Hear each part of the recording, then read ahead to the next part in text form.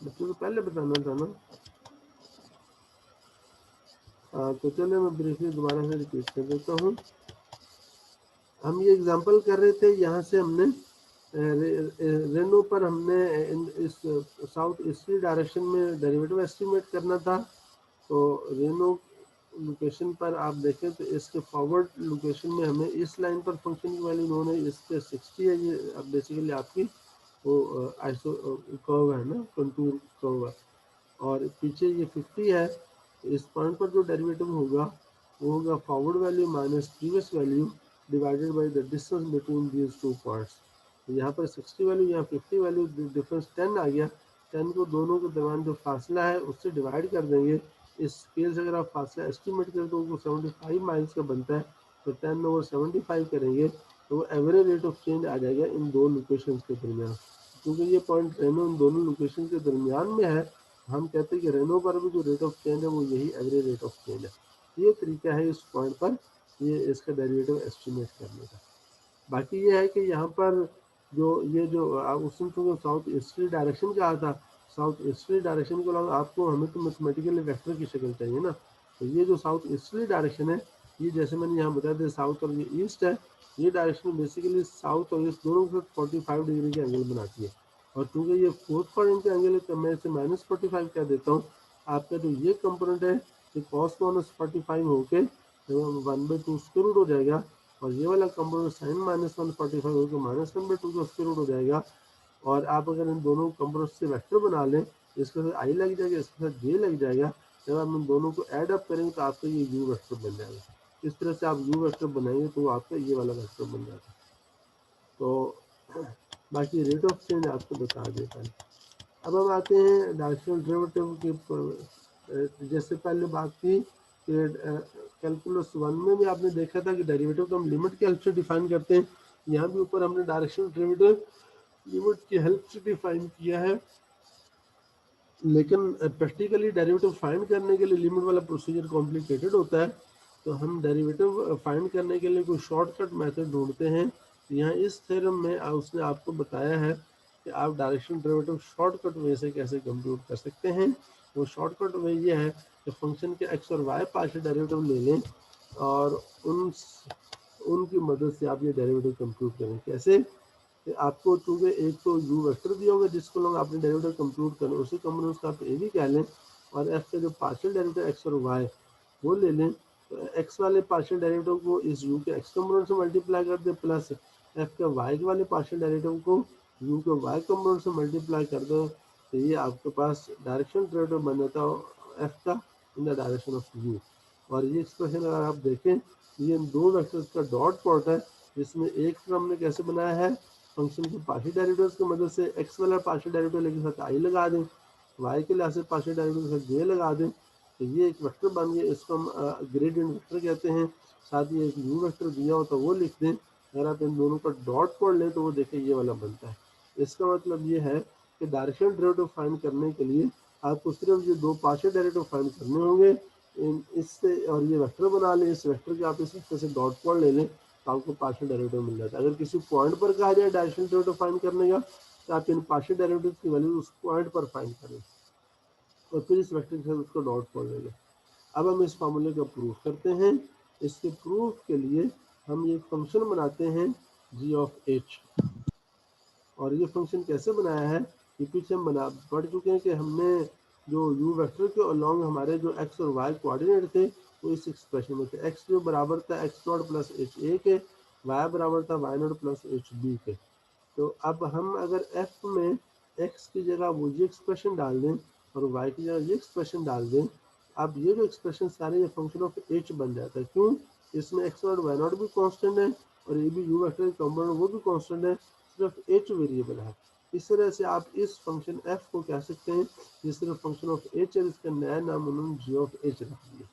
अब आप एक तरह से यूँ समझ लें कि अब आपको अगर उस यू वेक्टर के अलॉन्ग डेरिवेटिव चाहिए, एक तरह से वो डेरिवेटिव एच के लिहाज से होगा, क्योंकि यू वेक्टर के अलॉन्ग सिर्फ एच वेरी करता है। ये बात हम पीछे इस फिगर में देख चुके हैं। मसलन ये आप देखें, ये फिगर है, यहाँ से अगर आप इधर आते हैं आपका सिर्फ एच वेरी करता है।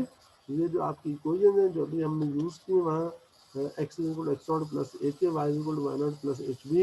एक तरह से देखें कि इस लाइन की पैरामीट्रिक इक्वेशंस है, दो line X not Y not में से पास कर रही है और यू वेक्टर के पैरेलल है। ये लाइन की पैरामीट्रिक इक्वेशन हम पीछे पढ़ चुके हैं, वहाँ से जाके आप देखिए। एक तरह से लाइन के ऊपर के जितने भी पॉइंट्स होते हैं वो पैरामीटर की मदद से जनरेट हो जाते हैं। यह हमारा पैरामीटर एच है।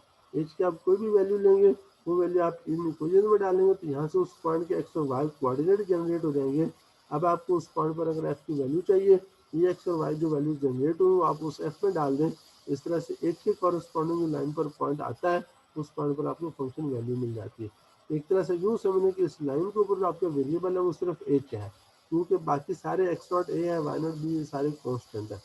तो यूँ हम जब अपने एफ के अंदर एक्स की जगह ये चीज़ डाल दें और वाई की जगह ये चीज़ डाल दें, हमारा जो एफ है वो फंक्शन ऑफ वन वेरिएबल बन जाता है। ठीक है, और इस तरह जब वन वेरिएबल हुआ और आपको अगर इस लाइन पर डेरिवेटिव चाहिए तो जाहिर है क्योंकि इस लाइन पर एच वेरी करता है तो वो derivative with respect to H होगा। हमारा यूँ समझें कि इस लाइन पर जो एफ है वो फंक्शन ऑफ एच हो जाता है, और इस लाइन पर जब हम एफ का डेरिवेटिव लेंगे तो derivative with respect to H होगा, और वो ज़ाहिर एच सिंगल वेरिएबल है तो एक तरह से वो टोटल डेरिवेटिव होगा। यहाँ पार्शियल डेरिवेटिव नहीं है, डायरेक्शनल डेरिवेटिव जो होता है ये आपका टोटल डेरिवेटिव होता है।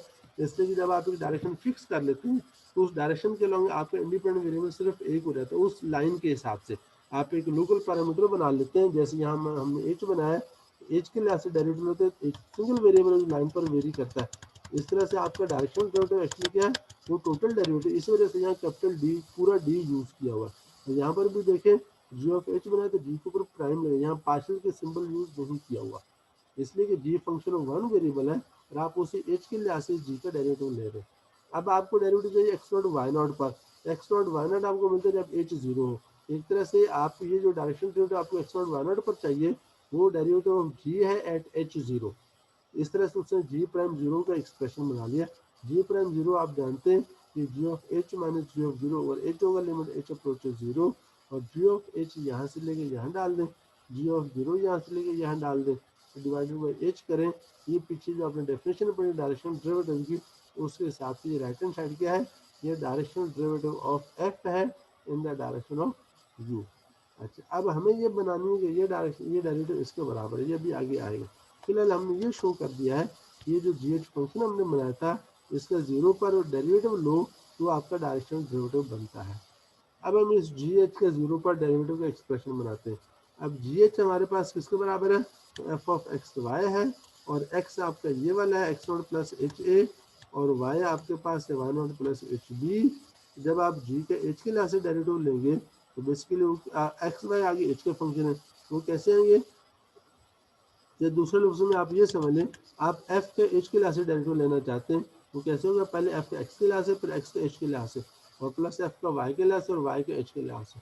यूँ जो जी प्राइम एच है वो आपको यहाँ चेन रूल से बनेगा। ठीक है, अब ये जो चीज़ है ये एफ का एक्स के लिहाज से डेरिवेटिव है, ये एफ एक्स हो गया, और ये डी एक्स और डी एच इन एक्स के एच के लिहाज से डेरिवेटिव लें तो यहाँ से आप देखें एक्स के एच के लिहाज से डेरिवेटिव वो ए आता है, तो वो यहाँ पर ए आ गया। तो ये पार्शियल डेरिवेटिव एफ का एक्स के लिहाज से एक्स नॉट वाई नॉट, क्योंकि आप जीरो पर ले रहे हैं एच जीरो पर, एच जीरो कॉरस्पॉन्डिंग पॉइंट होता है वो एक्स, यहाँ पे एच जीरो डालेंगे तो एक्स नॉट वाई नॉट आएगा, ये derivative at X not Y not कहलाएगा। अच्छा सॉरी, ये पहले तो ये वाला कर रहे थे ना, हाँ, ये जनरल फार्मूला बना लें, एफ का एक्स के लिहाज से पार्शियल डेरिवेटिव ये आ गया और एक्स का एच के लिहाज से पार्शियल डेरिवेटिव ए आ गया, तो ये एक्सप्रेशन बन गया। फिर एफ का वाई के लिहाज से पार्शियल डेरिवेटिव ये सिंबल उसी तरह से, और वाई का एच के लिहाज से यहाँ से लेंगे तो वो बी आ जाता है। ठीक है, ये आ गया। अब हमें डेरिवेटिव चाहिए एक्स नॉट वाई नॉट पर, ये पॉइंट बनना जब आपके एच जीरो, तो सारे इस फार्मूले में एच की जगह जीरो लगा दें, यहाँ जीरो आ गया तो जी प्राइम जीरो आ गया, एक्स में एच जीरो करेंगे तो एक्स आपका एक्स नॉट बन जाएगा, यहाँ एक्स नॉट आ गया, वाई में एच जीरो पुट करें तो वाई नॉट बन जाएगा, ताकि ये भी उसी तरह से रहेंगे। अब आप देखें जी प्राइम जीरो आपके इस एक्सप्रेशन के बराबर आ गया, और जी प्राइम के ऊपर हम साबित कर चुके हैं ये डायरेक्शनल डेरिवेटिव के बराबर है, इसके लिए आप ये डायरेक्शनल डेरिवेटिव का सिंबल लगा दें, यूँ आपने साबित कर दिया डायरेक्शनल डेरिवेटिव ये एक्सप्रेशन बनता है, यही हमें थ्योरम में प्रूव करना है। और ये ए बी है, और इन जनरल अगर आपको पता हो ये जो यू वेक्टर एंगल थीटा बनाता है पॉजिटिव एक्स डायरेक्शन के साथ, अगर आपको ये पता हो तो फिर आप इस यू के जो कंपोनेंट्स हैं वो बना सकते हैं, वो कॉस थीटा और साइन थीटा बनते हैं, ए की जगह कॉस थीटा और बी की जगह साइन थीटा लगा सकते हैं, लेकिन ज़ाहिर ये तभी कर सकते हैं जब आपको एंगल दिया हो। यानी जब आपको कोई वेक्टर यू डायरेक्शन ना दिया हो, उसको सिर्फ एंगल दिया होगा, ये वेक्टर एक्स एक्सिस के साथ ये एंगल बनाता है, तो ऐसी सूरत में यू वेक्टर आपको कैसे बनेगा, कॉस थीटा साइन थीटा।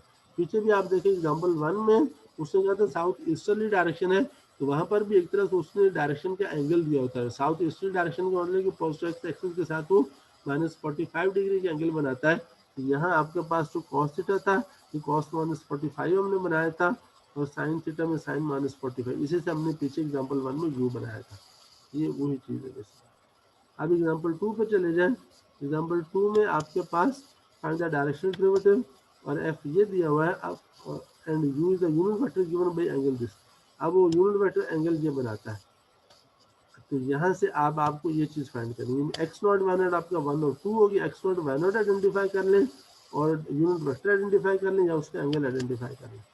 ये चीज़ हमने देख ली है, में एंगल थीटा दिया हुआ है, हम ज़ाहिर है फिर ये वाला फार्मूला यूज़ करें कॉस थीटा साइन थीटा वाला, और एक्स नॉट वाई नॉट में हमें 1 2 दिया हुआ है। अब आप क्या करें, आप इस एफ और इसमें बाकी पार्शियल डेरिवेटिव यूज होते हैं।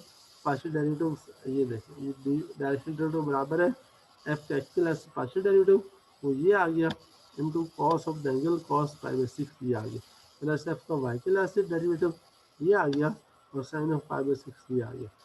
ये हमने जनरल फार्मूला बना लिया डायरेक्शनल डेरिवेटिव का। अब ये डेरिवेटिव उससे फाइंड करने का 1 2 पर आप इसमें x और y की जगह 1 और 2 लगा दें, आपका ये फार्मूला बन जाए। ठीक है, इस तरह से हमें डायरेक्शनल डेरिवेटिव फाइंड करना सीख लिया। बस आज इतना काफ़ी है। इससे रेलेवेंट क्वेश्चन अब आपने खुद करने एक्सरसाइज में से, मैं बता भी दूंगा। हाँ जी, एनी क्वेश्चन? हाँ, बच्चों को सवाल हो सर तो जी, पूछ। हाँ जी सर जी हमें वैसे तो एक्स नॉट और वाई नॉट गिवन होते हैं, तो ये D O U into F of 1 2 जो एक्स नॉट और वाई नॉट नहीं होंगे? वही है ना बेटे, वो उसने ये किया ना कि पहले जनरल फार्मूला बना लिया डायरेक्शनल डेरिवेटिव का, ये वाला, फिर जिस पॉइंट पे डेरिवेटिव है वो पॉइंट 1 2 डाल दो। ये देखें ना, अगर आप कहते हैं आपको derivative X not Y not पर, यहाँ पर एक्स नॉट वाई नॉट लगा दें, एक्स यहाँ पर भी एक्स नॉट वाई नॉट आ जाएगा बस। तो ये एक तरह जी से क्या सर। हो जाएगा, डेरिवेटिव की value X not Y not पर आ जाएंगे। आपका एक्स नॉट वाई नॉट 1 2 है, जी समझ सर रहे हैं ना, ठीक हम है। ऐसे करते होते हैं ना। पहले शुरू में तो ठीक हम है X sir. Not Y not use करते हैं, लेकिन बाद में हम जनरल फार्मूला बना लेते हैं एक्स वाई की शक्ल में, और एक्स वाई की जो वैल्यूज होती है वो एक्स, जिसे आप एक्स नॉट वाई नॉट कह रहे हो, वो एक्स वाई की जगह डाल दें। एक्स नॉट क्या, वो एक्स की वैल्यू है ना, वाई नॉट वाई की जी वैल्यू है। सर। या एक्स नॉट 1 है तो 1 एक्स की वैल्यू होगी, वाई नॉट 2 है तो ये वाई की वैल्यू होगी। तो हमने एक्स की जगह 1 और वाई की जगह 2 डाल दी। जी सर ठीक और कोई बात? है। ठीक है, तो ये देखेंगे उसने इसकी फिगर भी बनाई हुई है। ये आपका प्लेन है, जो जिस लाइन से गुजर रहा है वो लाइन एक्स एक्सिस के साथ 30 डिग्री का एंगल बनाती है, और ये पॉइंट है 1 2, हाँ, जिसमें से ये वेक्टर पास हो रहा है, इस पॉइंट पर आपको डेरिवेटिव दे। आप इसी पॉइंट पर इस यू में से पास होने वाला ये प्लेन ऊपर वर्टिकल प्लेन बनाते हैं, तो इस सरफेस को कट करते हैं, उस सरफेस का ग्राफ दिया हुआ है। तो इस तरह से इनका जो सरफेस और प्लेन के इंटरसेक्शन कर्व बनती है, तो ये जो पॉइंट इसके ऊपर कॉरेस्पॉन्डिंग यहाँ पर एक पॉइंट बनेगा पी जिसे कहते हैं, उस पी पर जो इस कर्व का टेंजेंट है उसकी स्लोप ये डायरेक्शन डेरिवेटिव बनता है। ठीक है, ये बातें पहले होती थी। Any question? ठीक है, ये ग्रेडियंट वेक्टर उससे आपको ये वही बताया हुआ है। ये फंक्शन एक्स क्लास से पार्शियल डेरिवेटिव और वाई क्लास से पार्शियल डेरिवेटिव कंपोनेंट्स बना ले, फिर जो वेक्टर बनता है हम इसे ग्रेडियंट वेक्टर कहते हैं, जिसको ज़ाहिर करते हैं इस सिंबल से डेल एफ के साथ, इसको डेल एफ बोलते हैं। तो ये उसने नीचे ये सिंबल भी बनाया हुआ है, डेल एफ, ये इसका एक्स और वाई कंपोनेंट होंगे, उस साथ आई और जे लगा दिया, सम बना के लिख लो तो आई जे लगा दे, कंपोनेंट सेपरेट लिखो तो ब्रैकेट्स के अंदर कॉमन से सेपरेट करें।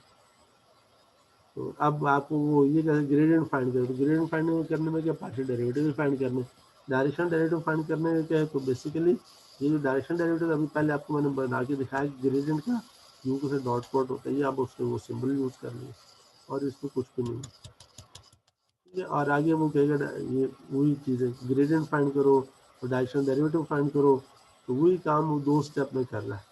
हमने पहले डायरेक्ट डायरेक्शन डेरिवेटिव फाइंड किया तो ग्रेडियंट उसके अंदर ही डाला हुआ था, अब वो ग्रेडियंट आपसे सेपरेट कंप्यूट करवाता है, फिर डायरेक्शन डेरिवेटिव कंप्यूट करना। डायरेक्शन डेरिवेटिव के लिए ये काम भी करता है, जिस डायरेक्शन में डेरिवेटिव कंप्यूट कराना है उस डायरेक्शन को यूनिट वेक्टर नहीं देता, एनी वेक्टर दे देता है। मतलब ये वी उसने दे दिया, आप पहले इसका यूनिट वेक्टर फाइंड करें, क्योंकि डायरेक्शन डेरिवेटिव में ग्रेडियंट का यूनिट वेक्टर से डॉट प्रोडक्ट लेना है, एनी वेक्टर से नहीं लेना। तो यूनिट वेक्टर दिया होता है, उसके मैग्नीट्यूड से उसे डिवाइड कर दो, वो यूनिट वेक्टर बन जाता है। उस यूनिट वेक्टर के ग्रेडियंट से डॉट प्रोडक्ट लेंगे, जैसे यहाँ ये किया हुआ है, तो ये आपको डायरेक्शन डेरिवेटिव दे देता है। इस तरह से ये अगला जो कंपोनेंट का टॉपिक है, चलेंगे यहाँ तक हो। बस कल करेंगे सर। ठीक है, अल्लाह। जी सर। अस्सलाम वालेकुम।